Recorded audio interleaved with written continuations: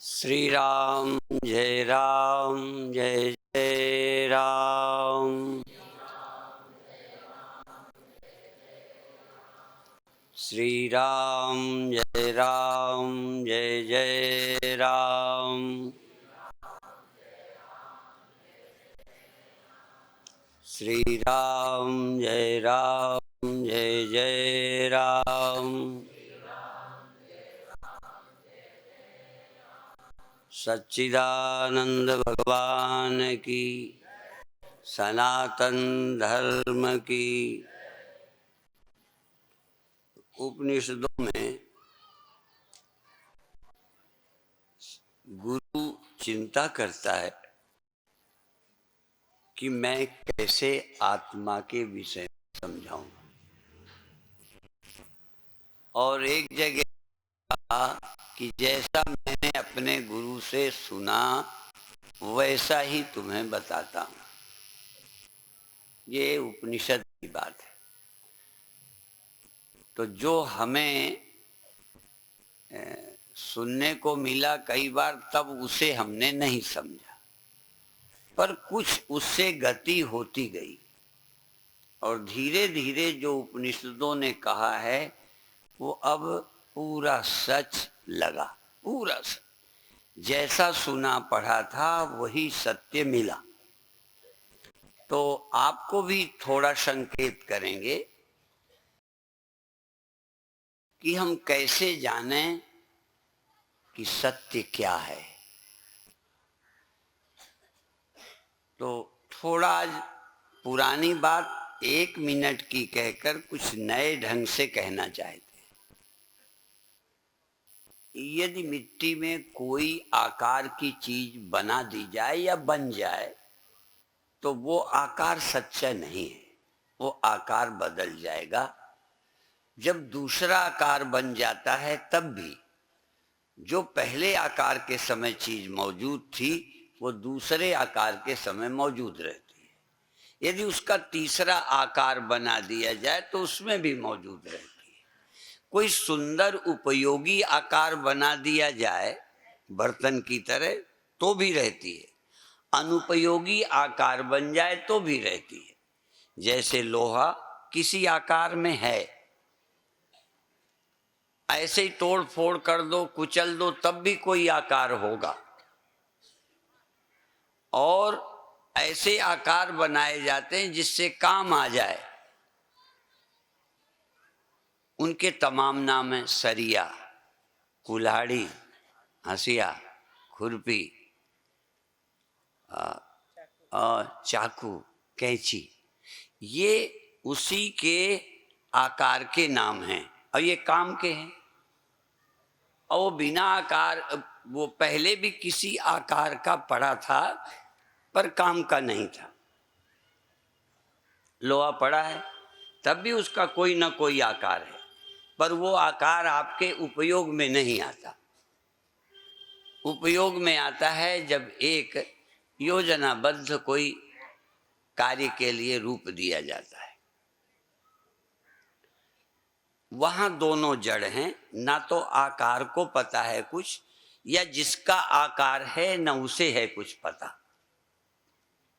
कोई तीसरे को पता है कि ये लोहा है, ये आकार है, इसका ये नाम है।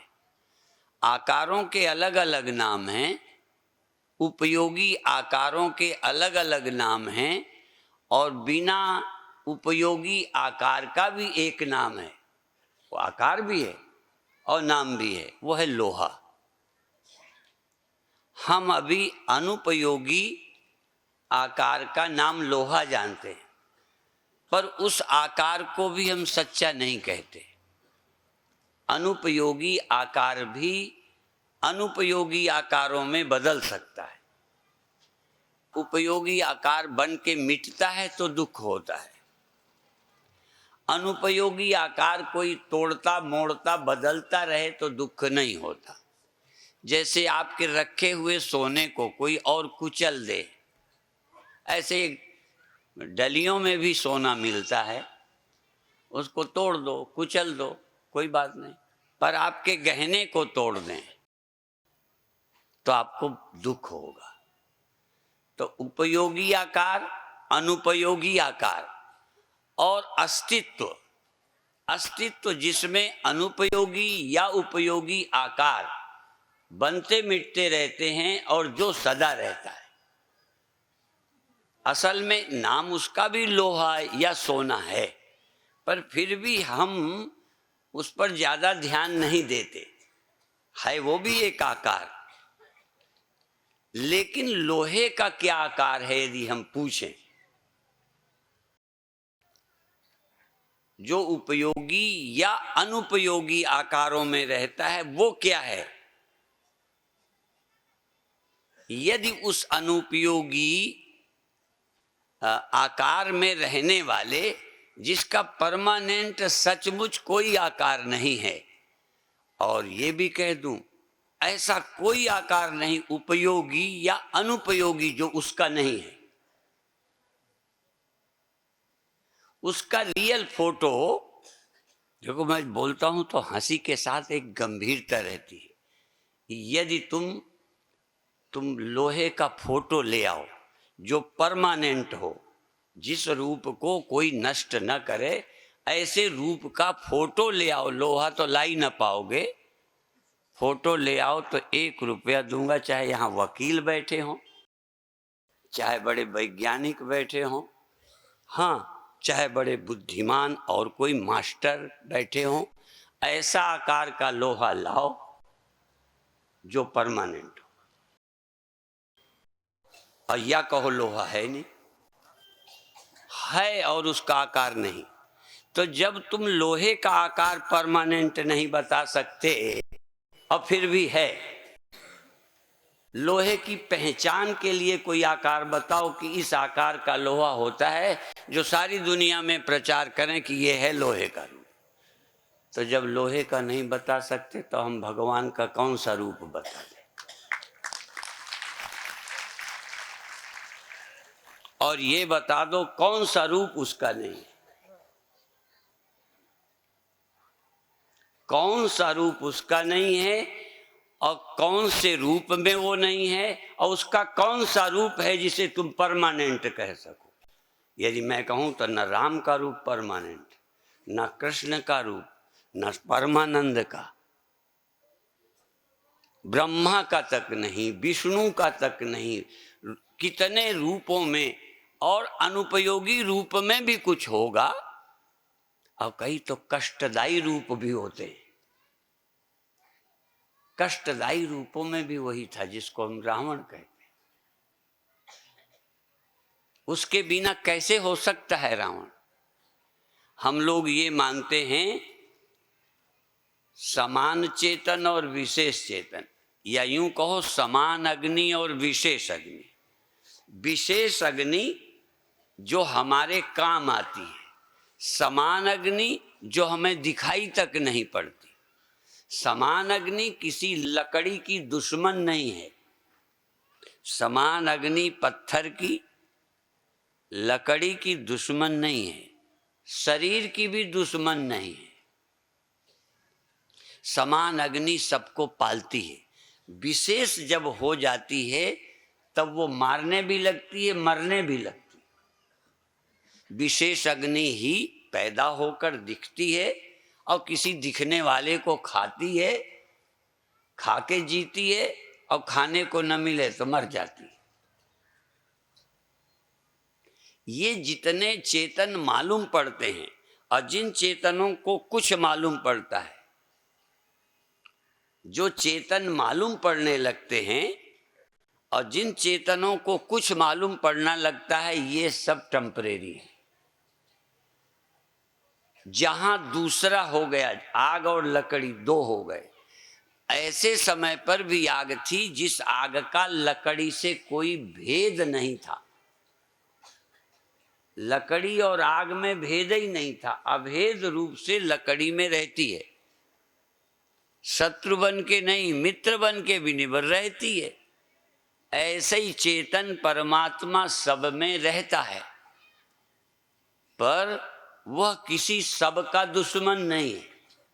पर विशेष चेतन यदि ठीक अनुभव किया जाए तो वह जगत को खत्म कर देता है, जगत को बाधित कर देता है, जगत को झूठा कर देता है, ब्रह्म को सच कर लेता है।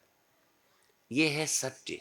इसलिए जो रामायण में चौपाइयाँ आती हैं, देखो मैं रामायणी तो नहीं हूँ, ये सच है, लेकिन रामायण के आध्यात्मिक विषय का चिंतक हूँ। अब कितने ने नहीं पढ़ी, जही जाने जग जाए हेराई, जागे यथा स्वप्न भ्रम जाई। ये पढ़ करके एक दिन में समान चेतन विशेष चेतन, पर ऐसा कभी हुआ हो जब विशेष चेतन भी दो तरह का है? जैसे समान रस्सी, विशेष रस्सी, और विशेष भी दो तरह का, सही विशेष और मिथ्या विशेष। समान रूप से रस्सी है तो अंधेरे में सांप दिखता है। समान रूप से मतलब एक आकार सा, लंबा सा, और कुछ मोटा सा, कुछ दिखा, समान रूप से कुछ दिखा, तो समान कुछ दिखने से सांप दिख गया, तो दिख गया विशेष, समान में विशेष दिख गया, समान आकार में विशेष आकार सांप दिख गया। पर ये समान विशेष जाए, वो समान विशेष दिखाई तो सांप, तो समान चेतन और थोड़ा विशेष चेतन, चेतन विशेष न होता जगत न होता। ये जगत क्यों तुम्हें दिखता है? खूब बना रहे, सारी दुनिया हो, सिर्फ विशेष चेतन कहीं ना हो। माने ये जो पैदा होता है रोज चेतन विशेष, अग्नि को भी गोस्वामी जी ने कहा है कि ब्रह्म कैसा है, कहते जैसे दो तरह की आग, एक दारुगत, देखिए एक लकड़ी में है पर दिखाई नहीं देती, और देखिए एक दिखाई देती है। पावक युग सम ब्रह्म विवेकु, ब्रह्म का विवेक इस दो तरह की अग्नि की तरह है। एक जगह ब्रह्म का आता भी पता नहीं, ये जमीन धरती पेड़ पहाड़ पंडाल, इनमें जगत है, जगदीश पता ही नहीं चलता। अब दूसरा, ये जहाँ देह मन है, यहाँ वह चेतन विशेष है, विशेष है मालूम पड़ता है वही, लेकिन विशेष चेतन मालूम पड़ने पर यह और उल्टा हो गया। उल्टा क्या हो गया? जो सब जगह है वो एक जगह लगने लगा, जो सदा है वो कुछ समय का मेहमान हो गया। कोई चेतन परमानेंट बताओ। एक दिन मैंने भागवत के श्लोक का प्रारंभ किया था, एतावदेव जिज्ञास्यम तत्व जिज्ञासुनात्मना, इतना ही जानने के लायक है तत्व जिज्ञासुओं को, आत्मा के तत्व को जानने वालों को इतना ही जानने लायक है। क्या? यत् स्यात् सर्वत्र सर्वदा, जो सर्वत्र हो और सर्वदा हो। तो तुम सर्वदा नहीं लगते हो, चेतन तो हो, चेतन होने में कोई शक है? चेतन ना होते तो तुम्हें कुछ दिखता ही नहीं, मालूम ही ना पड़ता, न सुख न दुख न जगत न मैं न जीव न पाप न पुण्य। यदि चेतन नहीं हो तो कुछ मालूम पड़े? नहीं मालूम पड़ेगा। चेतन हो तभी सब कुछ मालूम पड़ता है, पर चेतन एक जगह तो है नहीं, सर्वत्र मालूम नहीं पड़ता। चेतन मालूम भी पड़ रहा है, पर सदा रहेगा, सदा रहता है, ये अभी तक तुम्हें मालूम नहीं पड़ता। आपका चेतन, आपका ज्ञान सदा रहता है। तो पहली बात जानना है कि चेतन सदा रहता है और चेतन मैं हूं। ये समझ आए, चेतन मैं हूं और सदा चेतन रहता हूं।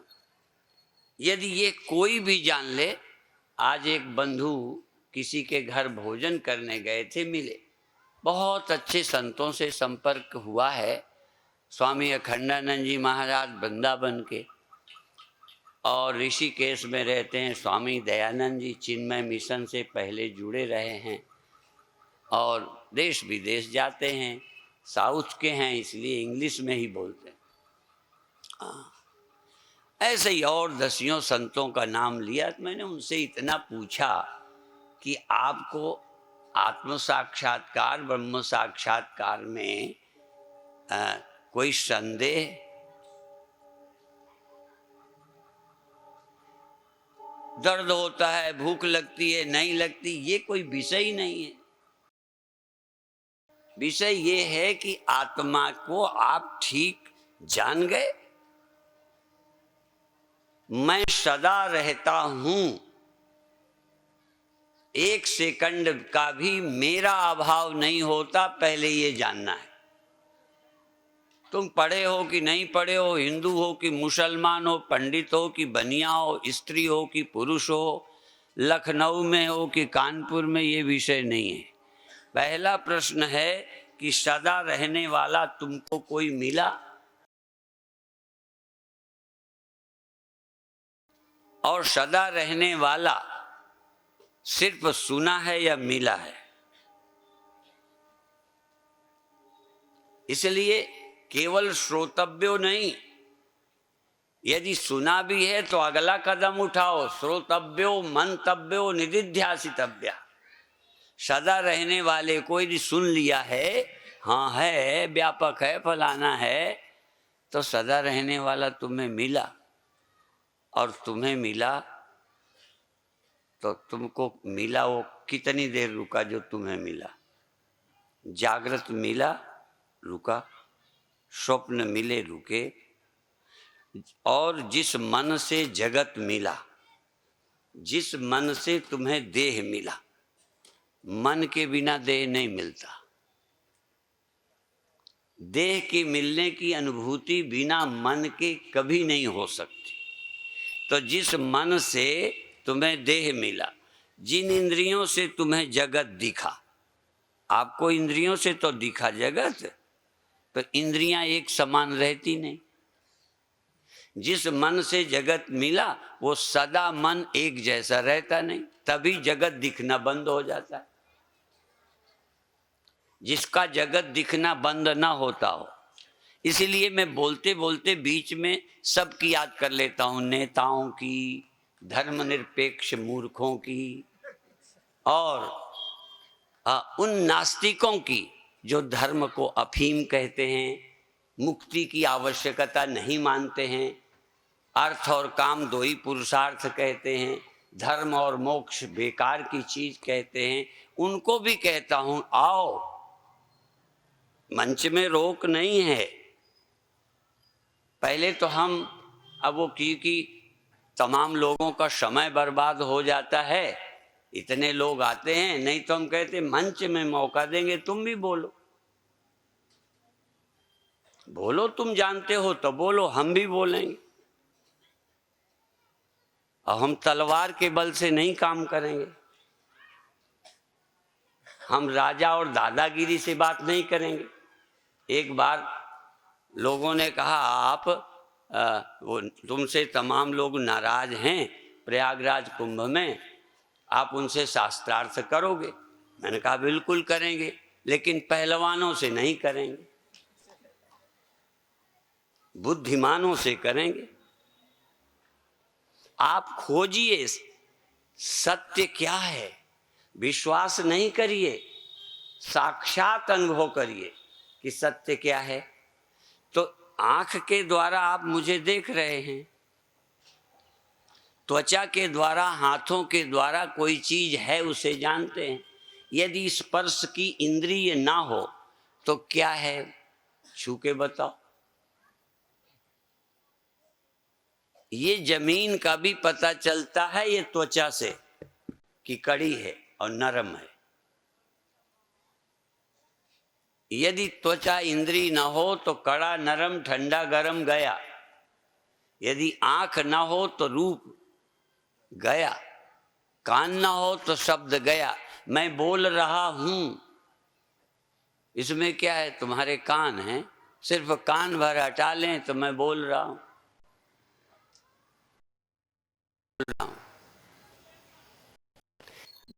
की प्रति 5 ज्ञानेंद्रियों से होती है। पांचों ज्ञानेंद्रियों की प्राप्ति मन है। मन सोया रहे,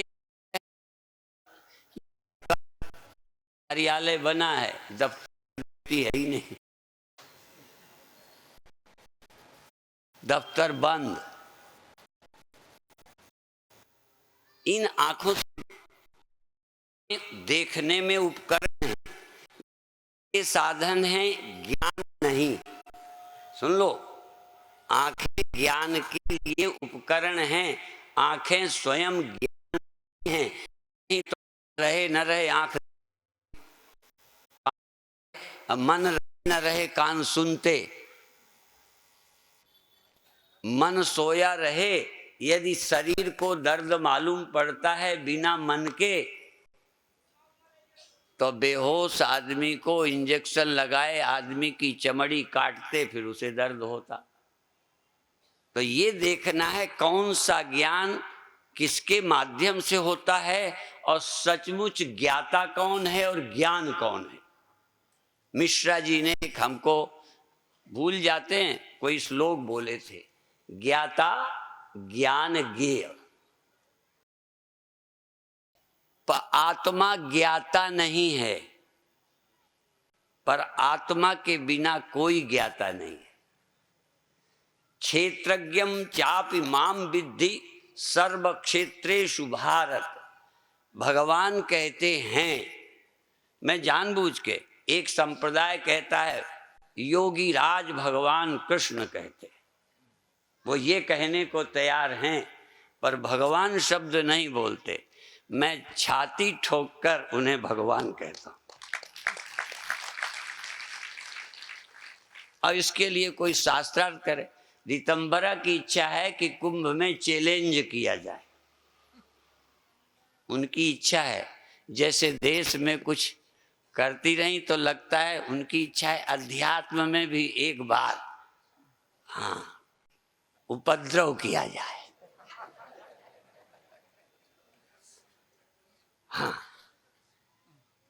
तमाम लोग कहते हैं हम अनेक देवताओं को मानते हैं। ऐसी गलत में, हम तमाम रूपों में, तमाम व्यक्तित्वों में भगवान को पूजते हैं, पर हम एक ही भगवान को पूजते हैं। और तुम बताओ हमारे यहाँ ना हो, तुम कहते हो हम अनेक देवताओं के पूजक हैं, पत्थरों के पूजक हैं, पेड़ों के पूजक हैं, जीव जंतु कीड़े मकोड़ों के पूजक हैं, और उनके पास उदाहरण काफी है। सांपों को दूध पिलाते हैं, बरगद पेड़ को पूजते हैं, पशु में गाय को पूजते हैं, और मनुष्यों को भगवान मानते हैं। उनके हिसाब से हम सब लोग भटके हुए हैं। ठीक है, हमें एक भगवान का पता नहीं, पर हम फिर कहते हैं, हम अपने उपनिषद का, जिसके हम मानने वाले हैं, बताते हैं। एको देवः सर्वभूतेषु गूढ़ः सर्वव्यापी सर्वभूतांतरात्मा कर्माध्यक्षः सर्वभूतादिवासः साक्षी चेता केवलो निर्गुणस्य। लक्षण भी बता दिए। सब प्राणियों में है एको देवा, अलग अलग देहों में अलग अलग देवता नहीं। एको देवा ये उपनिषद का है, मेरे बनाया नहीं कि तुम कह दो तुमने अब शास्त्रार्थ में विजय करने के लिए नए श्लोक लिखे। ये सब पुराने श्लोक हैं। जब विश्व में कोई संस्कृति जन्म नहीं ली थी, जब विश्व में कोई मजहब नहीं था, मजहब तो बाद में पैदा होते गए, सत्य तो पहले से था। वेद जिस सत्य का प्रतिपादन करते हैं पहले किया था, वो तब का है। एको देवः सर्वभूतेषु गूढ़ः, ये नहीं कहा एक में रहता है, स्वामी परमानंद की बपौती है, नहीं। एक देवता है और सब प्राणियों में सर्वभूतेषु गूढ़ा। ये भी नहीं कि जीव जंतुओं को काटो,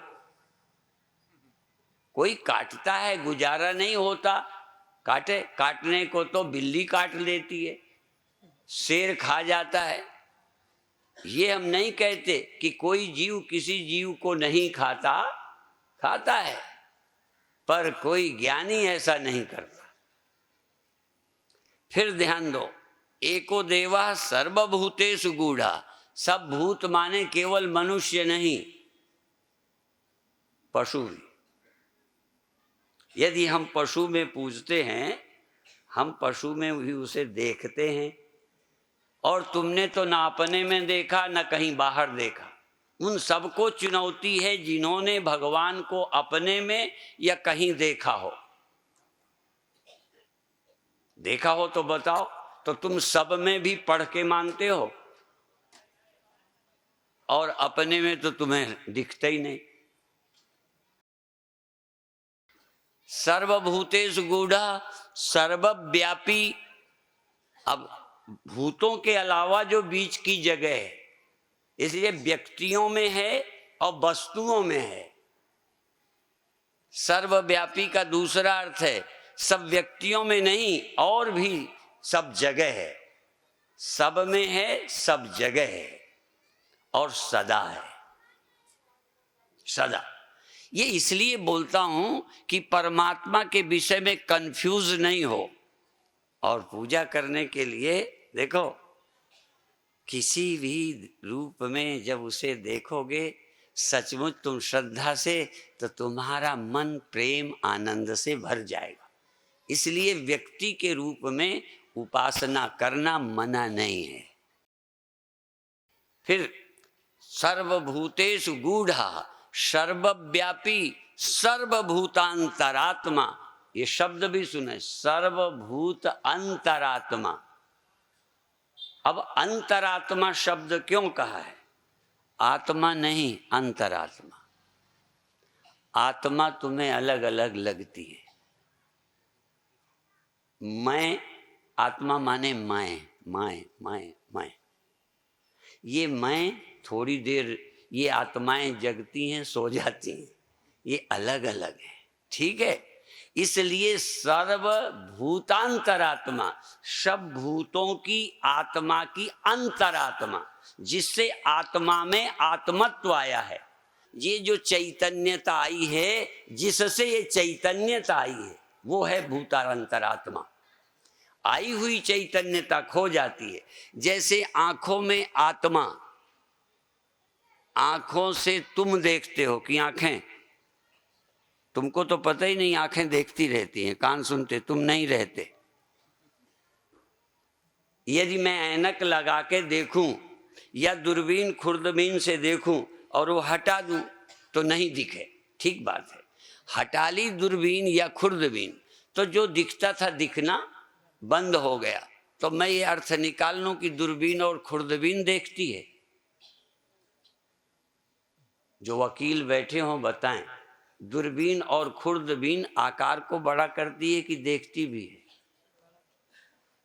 तो आंखें देखती हैं क्या? आप मौजूद न हो देखें, इसलिए इन आंखों के ज्ञान का भी आत्मा मैं, बिना मेरे न तत्र। चक्षुषस्य चक्षु, वो चक्षु की भी चक्षु है। आंख में आंख वो है, आंख वो ना हो तो आंख आंख नहीं है। मनसस मनो, वो मन का मन है। मन में जो ज्ञानत्व है, दुख अनुभूति की सामर्थ्य है, वो आत्मा की है। ज्ञाता में जो ज्ञातृत्व है, ज्ञातृत्व, आत्मा में ये जो तुम में ज्ञान, ज्ञातापना है, ज्ञातापना। ज्ञातापना तो अंतःकरण के कारण है। प्रमाता, प्रमाण, प्रमेय। इसलिए एक जगह आता है अप्रमेय मनघम। यहां भी कोई श्लोक बोल रहे थे, शाश्वत शांतम और अप्रमेय अनघम, अप्रमेय अनघम, अप्रमेय है और पाप रहित है। अनघ, सोच पाए हो? कोई पापी बना बैठा, कोई बना बैठा, कोई मरने वाला बना बैठा। कृष्ण भगवान को क्यों नहीं लगता पाप?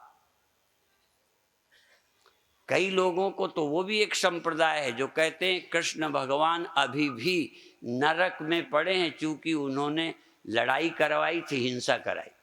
ये अहिंसावादी, ऐसे मूर्ख अहिंसावादी भी है। कृष्ण भगवान न हिंसावादी न अहिंसावादी, सत्यवादी है, तत्ववादी। इसलिए अप्रमेयम अनघम, अप्रमेय, जहां प्रमाता नहीं, प्रमाण नहीं, प्रमेय नहीं, अप्रमेय। प्रमाता से जो मालूम पड़े वो प्रमेय होता है, अंतःकरण से जो दिखे वो दृश्य होता है। वो अंतःकरण का दृश्य नहीं है, और अंतःकरण से मिलकर जो देखने वाला है वो ये देखने वाला भी नहीं, वो दृष्टा भी नहीं है। ना वो प्रमाता है, ना वो प्रमाण है, ना वो प्रमेय है, ना वो दृष्टा है, ना वो दर्शन है, ना वो दृश्य है। आहा, इसको समझना है। आप भाग्यशाली हो। मैं तो यही कहूँगा कि लखनऊ वालों के नसीब में, भाग्य में, ये सुनने का अवसर। इसके लिए लोग तपे तपाए कुछ लोगों को सुनने का अवसर मिलता था। मैं दावा नहीं करता कि आपको मेरे कहने से आज समझ आएगा, पर यह दावा करता हूं मेरी बात सुनने के बाद किसी की तुम्हें सच नहीं लगेगी। सारे मत पंथ लिख रहे थे, ये सारे मत पंथ, इनके पास तत्व चिंतन नाम की चीज ही नहीं है। इंद्रियों से जो मालूम पड़े वो सच है, मन से जो मालूम पड़े सच है। इसलिए अप्रमेय का मतलब जहां प्रमाता, प्रमाण, प्रमेय, दृष्टा, दर्शन, दृश्य। मेरे गुरुदेव कहते थे दृष्टा, दर्शन, दृश्य ये तीनों जहां हेराएं। पर मैं थोड़ा और बोल दूं, दृष्टा, दर्शन, दृश्य ये तीनों जहां हेराएं, सोई शुद्ध स्वरूप तू ले आत्म को जान। हैरान जान, इसी में थोड़ी सी लाइन, दृष्टा, दर्शन, दृश्य ये तीनों जहां दिखाएं, तीनों, दृष्टा भी, दर्शन भी, दृश्य, तीनों जहां दिखाएं, या तीनों जिसे दिखाएं, सोई शुद्ध स्वरूप को जान। जिसमें तीनों वो दृष्टा में नहीं रहता,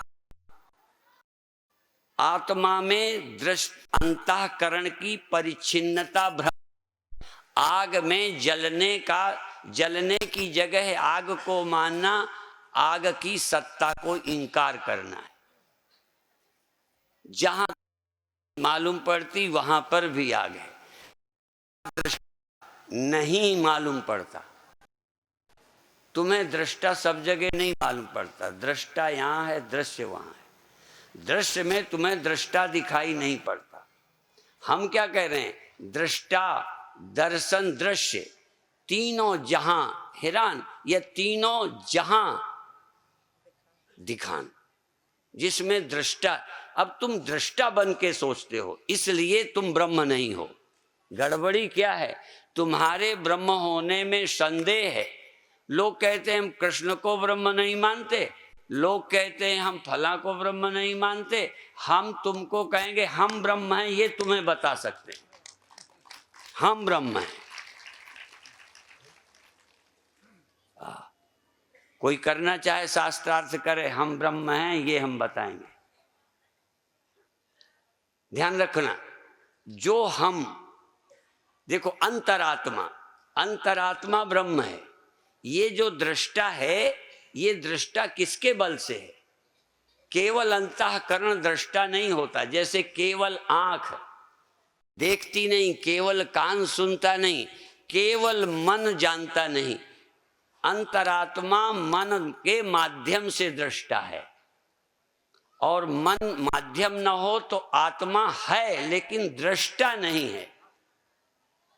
आत्मा दृष्टा है मन के कारण, दृष्टि और दृश्य, इसलिए आत्मा में दृष्टापना कल्पित है, झूठा है। आत्मा में दृष्टापना सदा नहीं है।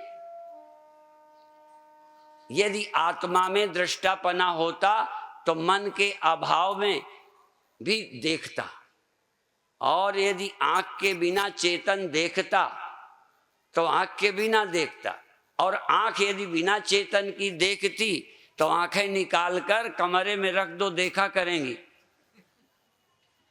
ऐनक निकाल कर, दूरबीन निकाल कर आंखों से अलग कर दो, फिर दूरबीन से कहो देखे सब कुछ। इसलिए देह न करता है न दृष्टा है, बिना चेतन के कुछ नहीं। और चेतन स्वयं कोई परिच्छिन्न अलग नहीं है जो दृष्टा बन जाए। अंतःकरण की परिच्छिन्नता के कारण चैतन्य ब्रह्म में दृष्टापना है। दृष्टापना कल्पित है, क्षणिक है, चैतन्य परमानेंट है। हम अपने उपनिषदों की सत्यता को अनुभव करके गर्वान्वित, जैसे कोई कहते हैं हम गौरवान्वित हैं, गौरवान्वित, ऐसे ही हम उन उपनिषदों के कारण, उस सनातन चिंतन के कारण गौरवान्वित हैं और इतने धनी हैं। देखो, लोग धन से धनी हैं, कोई पद से बड़े हैं, हम उस ब्रह्म विद्या के बाद बड़े हैं और इतने बड़े हैं, अब हमसे अपने से बड़ा कोई नजर नहीं आता। इंद्र भी हमको बेचारा लगता है। उस विद्या की महिमा यदि आप सुनना चाहते हैं तो धैर्य रखें। एक दिन में नहीं समझ आए तो बिस्तरा उठा के नहीं जाएं। जब तक समझ ना जाए गुरुओं के पास रहकर सुनो, समय निकालो, समय निकालो। फालतू वाला समय भी दे दो तब भी ठीक है।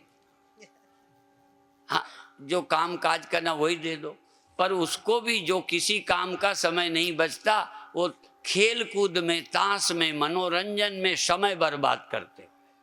लोग मनोरंजन को कहते हैं अच्छा समय बीता, हंसी खेल का आज टाइम बढ़िया बीता, काय बीता, समय बर्बाद कर दिया मनोरंजन में, कल रोगे।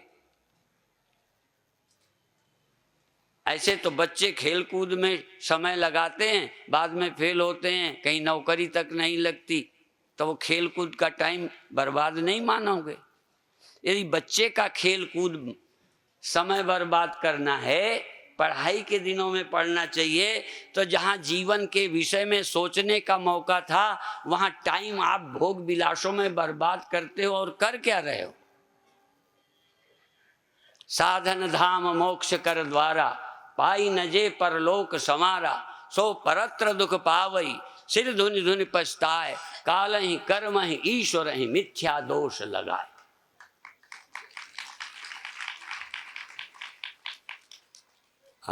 हम इतना ही कह सकते हैं कि हमने अपने धर्म ग्रंथों को, उपनिषदों को सच्चे सच्चे मन से पढ़ा है, सुना है, टाल मटूल नहीं की। और मैं यदि टीचर बनता ना, सच बता दूं, मेरे में एक बात है, ईमानदारी।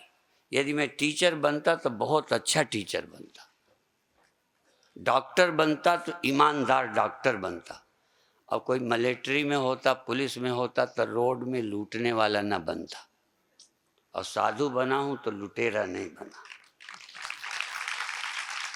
और मैं ये चाहता हूं कि जो लोग हों सच्चे हों, और अध्यात्म में भी हों तो सच्चे हों। पढ़ो, अध्यात्म पढ़ो, ये न रहेगा वो न रहेगा, हमें मालूम है। ये मन, ये ज्ञान जागृत वाला नींद में नहीं रहता, तो कोई मैं अज्ञानी हो गया। मैं हूं कौन? ये आंख के ज्ञान को तुम अपना स्व मान लेते हो, या आंख के धर्म से जुड़कर अपने को देखने वाले। आंख नहीं तो मैं अंधा हो गया, जरूर दिखता नहीं लेकिन मैं चेतन नहीं हूं। ऐसे ही मन के न रहने पर या सो जाने पर जगत नहीं दिखता तो मैं जड़ हो गया। क्यों नहीं दिखता ये भी तो देखो। यो में वेत्ति तत्वतः, तत्व से देखो क्यों जगत दिखता है, क्यों नहीं दिखता। आप देख लेते हो, नहीं देखते, पर समझते ही नहीं हो। भगवान ने ये कहा है कि कोई कोई मनुष्याणाम सहस्रेषु, गीता ही है ना, मैं गीता बोलूंगा, उपनिषद बोलूंगा, बस इतना ही हूं। और तुम्हारे यदि विपरीत हो जाए तो मुझे धर्म विरोधी, सनातन धर्म विरोधी, अवतार विरोधी मत मानना।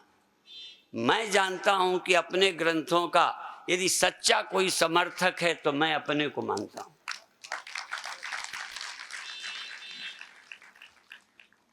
मनुष्याणाम सहस्रेषु कश्चिद यतति सिद्धये यततामपि सिद्धानाम कश्चिन माम वेत्ति तत्वतः। ठीक ठीक तत्व से मुझे कोई कोई जानता है, कृष्ण कह रहे हैं, झूठ बोलते हैं। बहुत लोग मानने वाले हैं कृष्ण के, पर जानते ही नहीं। रोज यहां एक भगवान बनाया जाता है, कोई किसी का चेला बन जाता है, बस उनको आरती उतारो, फलाना करो। मैं खंडन भी कर रहा हूं, इतने कंफ्यूज हो। हम सब में भगवान हमसे करवाओ, हम करेंगे, हम शर्माएंगे नहीं, करेंगे, लेकिन उसका हमारे पास तत्वतः बोध है, हम क्यों करते? वेत्ति तत्वतः, जो मुझे तत्व से जानता है, मनुष्यों में, हजारों मनुष्यों में कोई है।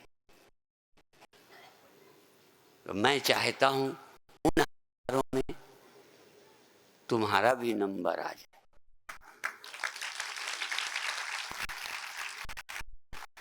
नर समाज मा क्या सहस्त्र माह सुनहु पुरारी, को एक हो धर्म व्रतधारी। आज तो वो भी नहीं है, सब गड़बड़ सड़बड़। धर्म व्रतधारी, धर्मशील कोटि होई, विषय विमुख विरागरत होई। कोटि मध्य श्रुति कहाई, सम्यक ज्ञान सुकृत कौला। सम्यक ज्ञान पाने वाले चिढ़ाते हैं हमारा मोक्ष होगा कि नहीं, नहीं हम क्या, हमारा नहीं लगता, क्या हो गया, बोलते हैं क्या, अवस्था में रहता है क्या, हमारा जागा रहता है क्या, नींद नहीं आती, हमें भूख नहीं लगती, पैर दुखने लगते हैं तो पैर नहीं बदलते, हम ऐसे ऐसे बदल लेते हैं, लेक्चर देते हैं। क्यों बदला? दर्द नहीं होता तो बदलते, तो क्या मतलब है? ज्ञानी, मेरे गुरुदेव कहते थे, ज्ञानी कोई पत्थर है क्या? हाड़ है, मांस है, नाड़ियां हैं, मन है तो दर्द होगा, क्यों ना हो? तुम कहोगे भूख क्यों लगती है? लगती है, प्राकृतिक है। अब को जग क्यों जाते हैं, सपना क्यों होता है, नींद क्यों हो जाती है, सदा क्यों जागे नहीं रहे? जो प्रकृति के नियम हैं वो हैं। तुम ये देखो दिखना क्यों शुरू हुआ, जागे क्यों? क्योंकि उसमें प्रकृति है और वो प्रकृति गुणों वाली है और वो गुण चेंज होते रहते हैं। देर तक रजोगुणी नहीं रह सकते, देर तक तमोगुणी नहीं रह सकते, देर तक सतोगुणी नहीं रह सकते। अच्छे से अच्छे महात्मा भी ध्यान से उठ के फिर कुछ करते। अब तुमसे मैं पूछूं, तुम जब छोटे थे 5 वर्ष के, तब तुमसे संतान क्यों नहीं हुई? इसलिए कि तुम मूर्ख हो। और जवानी तक होएगी, बूढ़े हो जाओगे तो एक चूहा फिर नहीं पैदा होएगा। इसमें तुम्हारी कोई गलती है क्या? शरीर जैसा है तैसा ही तो होगा। और मुझे बड़े हम योगी हैं, समाधि में जगत नहीं दिखता, सुषुप्ति में नहीं दिखता। एक हमको दिल्ली आ गया, नाम भी ले लें, अब उनका शरीर नहीं रहा, रोधू राम नाभा के थे, उनके 50,000 कोई ले गया, चले आए मेरे पास आए। मैंने कहा उनके पास, मेरे से क्या बोले, कहते हैं जरा आंख बंद करके ध्यान में देखो कौन ले गया है। सच्ची घटना है। मैंने कहा जब मैं ध्यान में जाता हूं तो मन ही खो जाता, जगता ही नहीं रहता, मैं उसे ढूंढूंगा कैसे। लोग ध्यान समझते हैं ध्यान में दिखे, जहां ध्याता ध्यान धे तीनों खो जाते हैं, दृष्टा दर्शन दृश्य खो जाते हैं, वहां चोर कहां रहेगा। लोग समझते हैं सर्वज्ञ हैं स्वामी जी, यदि हमें ये बता दो। फिर कोई कहेगा समर्थ है, स्वामी जी आप क्या नहीं कर सकते। एक फोन आता है बार बार, एक लड़की भग गई है। हाँ, अब क्या करें, कितनी लड़कियां ऐसी हैं, करें क्या हम। अब कई लोग कुछ किसी ने कुछ जादू कर दिया, अरे काम स्वयं एक जादू है, घसीटे फिरता रहता है। बड़े बड़े ऋषियों को घसीट लिया, यदि लड़की घसीट गई इसमें कोई जादू है। जवानी घसीट, तुम्हें बाथरूम लगी, जाके चले गए, उनका कोई, इन्होंने कुछ गड़बड़ कर दी तो इन्हें जाना पड़ता है शौचालय में। शौचालय में जाना पड़ता है, इसमें किसने जादू कर दिया। कोई ने उच्चाटन कर दिया तो मन नहीं लगता, खाते से भागना पड़ा।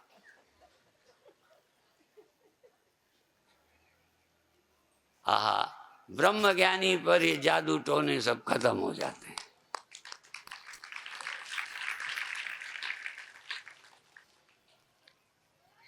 माया से पार चला जाता है। माया से पार का मतलब दृष्टा दर्शन दृश्य, ये माया के हैं। वो तीनों जिसमें रहते हैं वो मायातीत है।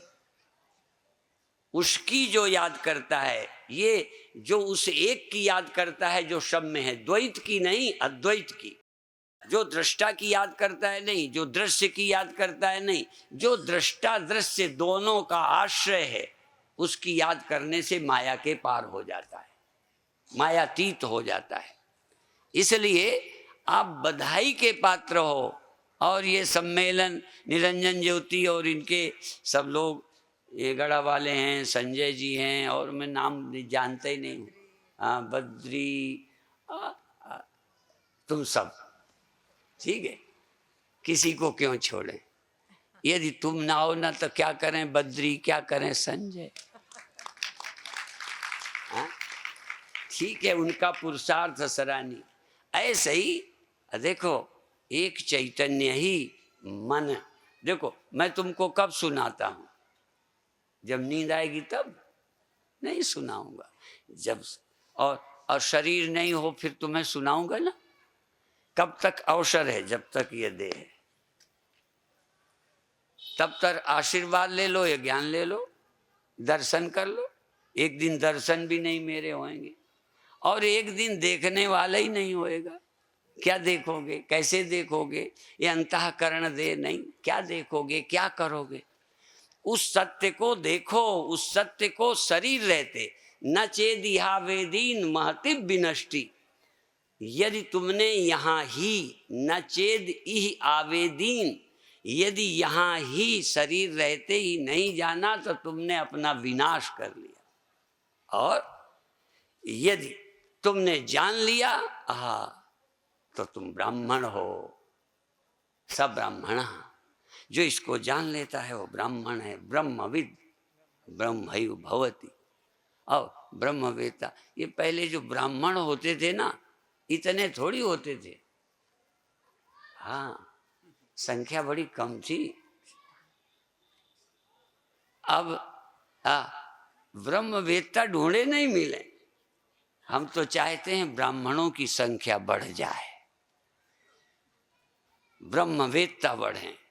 और यद्यपि ये भी कहा है कलयुग में बातें सब सीखेंगे, और थोड़ी थोड़ी बात में गुरु की हत्या करेंगे महांती के लिए। हाँ, मुकदमे आते हैं, बताओ, गुरु से अलग हो जाएंगे, दो चार चेलों के चक्कर में गुरु की नहीं मानेंगे। क्या है ये सब, यही है जिंदगी। किसके लिए हम निकले हैं, क्या जानने के लिए निकले? क्या जानने को तुमने मनुष्य शरीर पाया? ये दुकान जमाने के लिए, राजनीति में 4 दिन बैठने के लिए? क्या करोगे? राजनीति में बड़े बड़े सिंहासन पर बैठे हुए नहीं मरेंगे। सिंहासन बचा लेगा, पैसा बचा लेगा, परिवार और संगठन, नारे लगाने वाले पीछे नेता के, ये सब कहाँ जाएंगे? ये दोनों बातें समझनी है। उस सत्य को जानने के बाद आप चाहे सिंहासन पर बैठो, चाहे भीख मांग कर खाओ, दोनों में तुम आनंद में रहो। उस सत्य को उपलब्ध होने वाला भिक्षुक भी बन सकता है, राजा भी बन सकता है। भीख मांगकर साधु खाते, शहंशाहों के शहंशाह रहते, और तुम इतना धरे हुए भी, स्वामी जी अब क्या होगा? हमने कहा बस ऐसे ही रहो, मरो, और क्या करोगे? ऐसे ही रोते रहो, हमारा क्या बनेगा, हमारा क्या बनेगा। कोई ज्ञानी तुमसे गिड़गिड़ाएगा, मेरा क्या बनेगा? तुम्हारी तरह शरीर उनके है, मन है, सब है, वो क्यों नहीं गिड़गिड़ाते? और आज तो कह सकते हो महात्मा जी, तुम आजकल हमसे तो अमीर आप हो, भौतिक दृष्टि से भी तुम देख सकते हो। तभी महर्षि दयानंद के अनुयायी आज समाजी गाते थे कि लखी कहीं हजारी है। हाँ, साधु लोग लखपति हो गए, करोड़पति हो गए, अग्रहस्थी, और रामायण में भी कह दिए दरिद्र गही तपसी धनवंत। हाँ, ये धनी बनने की कोशिश साधु को लग जाए, और जो बेचारा मेहनत करे उसको खाने को न मिले, ये सब कलयुग की बात है। ध्यान दीजिए। वो फिर ऐसे ही राजा ठाठ से सोएगा। रामायण के अंतर्गत आता है कि जब वो हनुमान जी लौटे तो बाण मारा तो नीचे आ गए, और कहते हैं देखो यहाँ स्काई लैब, कहीं फलाना, कहीं वो पुरवलिया कांड क्या हो गया, वो डाल के चले जाते हैं। यहाँ हनुमान जी निकले तो भरत ने बाण मारा रात को। देखो भरत रात को जागते हैं, आज के राजा रात भर सोते हैं, दिन ही में सोते हैं, रात सो जाएं तो आश्चर्य क्या है? समाज की पीड़ा है। राजा बनना एक समय चुनौती थी। राजा बनकर एक दायित्व, तो लोग कहते भाई हम नहीं बनेंगे, इतना हमसे नहीं होएगा। पहले मंत्र लेने में भी लोग कहते थे भाई अभी हम मंत्र लेने लायक नहीं हैं, अभी हम पूरा संयम नहीं करेंगे। आज हम देने में भी जल्दी करते हैं, तुम लेने में भी तैयार ही बैठे हो। हाँ, ये मंत्र कोई ऐसी सब्जी भाजी प्रसाद है जो बट रहा। आजकल टिकटों के लिए लड़ाइयां हो रही, क्योंकि गधा घोड़ा कुत्ता बिल्ली कोई इलेक्शन लड़ सकता है, कोई भी खड़ा हो जाए। आहा, यदि ईमानदारी से देखे, पूछे कि तुम देखो हो इस लायक, तुम देश की सेवा करने चाहते हो कि कद बढ़ाने में लगे पड़े हो? बुरा नहीं मानो। कुछ लोग कहते हैं आप नेताओं के पीछे पड़े, तो मैंने उनके आगे पढ़ूं क्या?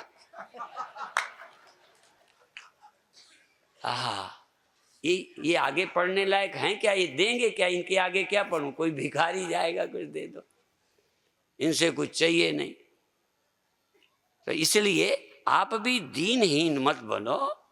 क्या दीनहीन बनना? शरीर तो किसी का नहीं रहता, तुम्हारा ना रहेगा। इसलिए कभी कभी ये भी मैं कहता हूं, कह दिया करता हूं कि एक दिन भी जी, शरीर है, एक दिन भी जी, पर तू ताज बनकर जी, अमर गुणगान बनकर जी, अटल विश्वास बनकर जी, तू मत गुलाम बन, स्वयं भगवान बनकर जी। दीनहीन क्यों होते हो?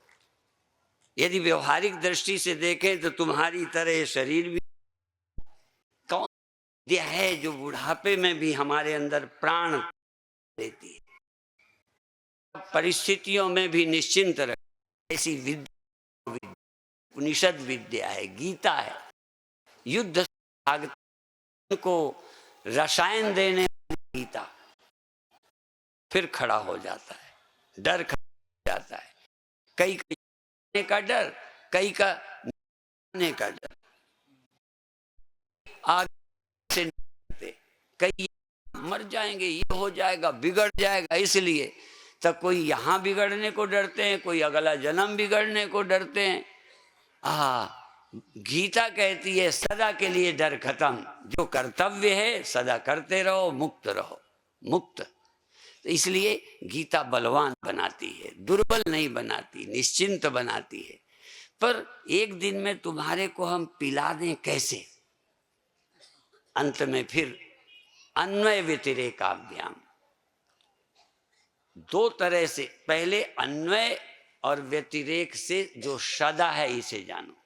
सदा, सदा माने काल अबाधित, त्रिकाल अबाधित, जिसका काल परिवर्तन नहीं करता, अभाव नहीं करता।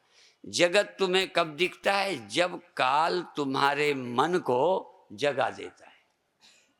जगत कब नहीं दिखता? जब काल मन को सुला देता है। तो मन काल बाधित है, सदा नहीं रहता। पर जब मन है तब, और जब मन नहीं है तब, उसके पीछे कौन अंतरात्मा है जो जगने का साक्षी है, सोने का साक्षी है, स्वप्नों का साक्षी है? वो सदा है कि कुछ क्षण है? और सब क्षणिक है। क्षणिक का मतलब सेकंड से मेरा मतलब नहीं, क्षणिक मतलब जिसको काल खत्म करता है, हटा देता है। जागृत अवस्था तुम्हारी, जिससे तुम लखनऊ को देख रहे हो, जिसके कारण हम तुम्हें दिख रहे हैं, तुम हमें दिख रहे हो, ये अवस्था जागृत है, ये सदा रहेगी। जागृत रात को खत्म तो नहीं होगी। तो ये जागृत अवस्था को तुम रख सकते हो क्या? जैसे तुम जवानी को नहीं रख सकते, लेकिन वो काफी दिन रही है इसलिए तुम ख्याल नहीं कर पाते। कुछ देर तक रह के जाती है। कई कीटाणु रोग के पैदा होके जल्दी मर जाते हैं, कई देर तक टिकते हैं, कई दवाइयों से ही मरते हैं। और कई टीबी के कीटाणु यदि एक दिन का गैप कर दो तो फिर उतने दिन दवा खानी पड़ती है, बड़े खतरनाक हैं। लेकिन मैं आपसे जो पूछना चाहता हूँ, अभी स्वाइन फ्लू के कारण अब कोई बात चली तो कुछ डॉक्टरों के कारण बड़ी राहत भी मिलती है। हम लोग बहुत डरते, एक कुष्ठ रोगियों की सेवा करने वाला मिला तो हमको, तुम्हें वो नहीं लगता डर? हम तो कुष्ठ रोगी से डरते हैं कहीं हमें ना हो जाए। तो फिर उन्होंने बताया कि यदि इतने दिन इलाज करा ले तो उसकी देखने में हालत तो वो रहती है, लेकिन फिर उसका असर दूसरे पे नहीं पड़ता। अब ये हमको अभी जानकारियां मिली इसी साल कि देखने में कुष्ठ रहने पर दूसरे को नहीं होता, क्योंकि इलाज कोर्स पूरा कर लिया तो देखने में रहेगा। ऐसे ही पहले टीबी वालों से बहुत डरते थे, तब लोगों ने बताया बोन टीबी, ब्लड टीबी, इससे किसी को खतरा नहीं। वो चेस्ट से जो होती है वो श्वास के द्वारा आती है, उसमें खतरा है। इसी तरह और भी एक आध बताऊंगा जान करके कि पहले कई चीजों से डर लगता था कि ये, लेकिन कई चीजें ऐसी नहीं हैं जिससे कोई डर लगे। जागृत अवस्था अपने आप चली जाती है, स्वप्नावस्था अपने आप चली जाती है। क्या स्वप्नावस्था को तुम स्वप्न में स्वप्न मानकर भगा सकते थे? स्वप्नावस्था क्या तुम भगाते हो? अपने आप कुछ देर बाद नींद पूरी हो जाती है, नींद खुल जाती है अपने आप। सबकी आयु है, अवस्थाओं की आयु है, जवानी की आयु है, बुढ़ापे की आयु है। नहीं तो चलो बचपन चला गया उसकी आयु थी, बुढ़ापा जवानी चली गई उसकी आयु थी। चलो बुढ़ापा ही अनंत होता तो चाहे जैसे अपन बुढ़ापे में ही बने रहते, उसकी आयु है। बुढ़ापा भी सदा आपका तो रह जाएगा, नहीं रहेगा। वैसे लगता है चलो बुढ़ापा ही बना रहे, लेकिन नहीं रहेगा। इसलिए हम कहते हैं कि जागृत अवस्था रखना चाहो। अब कोई कहते हैं ध्यान थोड़ी देर रहता है, तो हमने कहा थोड़ी देर सारी दुनिया रहती है तो ध्यान भी थोड़ी देर रहा। सदा कौन रहता है उसे खोजो। न रहने वालों के रहने में खोपड़ी मत लगाओ, रहने वाले को देखो वो कौन है। और एक बात बता दूं, ये जरा एक आज बताऊंगा, एक रात, एक कल, ठीक क्रम से बताऊं। जागृत नहीं रहा, स्वप्न आया, ये झूठ है कि सच है? आता है कि नहीं? मेरा मतलब आता है कि नहीं? अच्छा, तो ये बताओ, जागृत हुआ है, ये तुम इसके चश्मदीद गवाह हो। स्वप्न हुए उसके गवाह तुम हो या नेता? उसके गवाह तुम हो या कोई और? चलो मैं एक शब्द और जोर ही लगा दूं, उसके स्वप्न हुए नहीं रहे, उसके गवाह तुम हो कि चौथे आसमान वाला भगवान? तो यहां सदा रहने वाला कौन है? अभी वहां की बात बाद में, सर्वत्र की बात अलग करूंगा, सदा की अभी करूंगा। सदा रहने वाला कम से कम इस जीवन में देखा क्या क्या नहीं रहा। स्थूल देखा नहीं रहा, सूक्ष्म नहीं रहता, बदलता रहता है। कोई सपना रख के दिखा दे और कोई जागृत रख के दिखा दे। गहरी नींद इतनी अच्छी जिसमें कोई दुख नहीं रहता, वो सुसुप्ति रख के दिखा दो। आप तो रख सकते हो ना? क्यों? सो गए, अब कब नींद खुल जाए लो तुम्हारे हाथ में नहीं। सुसुप्ति अपने आप चली जाएगी। वो जो रोग के उदाहरण दिए कि कीटाणु अपने आप मर जाते हैं, शरीर में रहते हैं तो मारने की दवा लेनी पड़ेगी, और शरीर के बाहर गए तो बिना डॉक्टरों के ही मर जाते हैं। तुम्हारे बिना कोई जीवित नहीं रह सकता। तो तुम क्या करो, जिस दिन तुम जान जाओगे मैं असंग हूं, तुम्हारे संग से विकार जिंदा हैं, तुम्हारे संग से, हाँ तुम्हारे संग से मन जीवित है। तुम एक बार देखो कि मैं असंग हूं, ये सब मर गए, सब झूठे हो गए, कुछ नहीं। तो देखो, स्वप्न से जागने की तुम व्यवस्था नहीं करते, प्रकृति ने कर दी है। गहरी नींद से वापस लाने में तुमने व्यवस्था नहीं की। जग जाने पर दोबारा घड़ी देख के सो जाओ, ये बात थोड़ा निर्णय तुम्हारे मन का है। पर पहले बार सोए से नींद खुली, किसने खोली? क्यों खुली? अपने आप, नेचर से। इसलिए सुषुप्ति की आयु है, स्वप्न की आयु है, जागृत की आयु है, परमानेंट नहीं रहती। पर तीनों हुए हैं, इसमें तुम गवाही तो नहीं हो कि तीनों होते हैं। ये किससे पूछते हो? मेरे से। तो इनके टेम्परेरी होने में, इनमें परमानेंट तुम हो या नहीं। इसलिए मेरी दृष्टि से सत तुम हो, तुम्हारे बिना ये होते नहीं, इसलिए सत तुम हो। तुम्ही को ये हुआ हुआ दिखाई पड़ा, मालूम पड़ा, इसलिए साक्षी तुम हो। तुम सत्य हो, तुम चैतन्य हो, तुम्हारे बिना ये हो नहीं सकते। जैसे मैं बताता हूं ना कि बिना इसके कोई गांठ कहाँ रखोगे? गांठ को इससे हटा देते हैं, इससे, और इससे अलग करके कहते हैं यहां जरा सबको दर्शन दे आ। देखो, इसमें रख के तुमको गांठ का दर्शन कराता हूं, तुम तो भगवान का आए हो करने पर मैं चलो यही करा दूं। देखो, गांठ का दर्शन हो रहा है, ठीक है ना?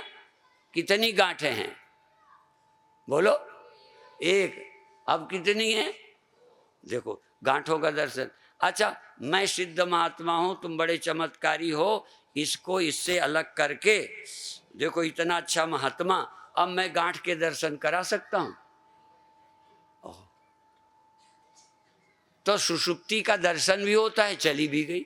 स्वप्न का दर्शन होता है, चली भी गई। जागृत का दर्शन होता है, चली भी जाती है। जागृत नहीं रही, इस बात के गवाह तुम हो ना। तो जैसे ये साफी इन गांठों का आश्रय है, ऐसे ही तुम सब अवस्थाओं के आश्रय हो। तुम आश्रित नहीं हो अवस्थाओं के, अवस्थाएं तुम्हारे आश्रित हैं।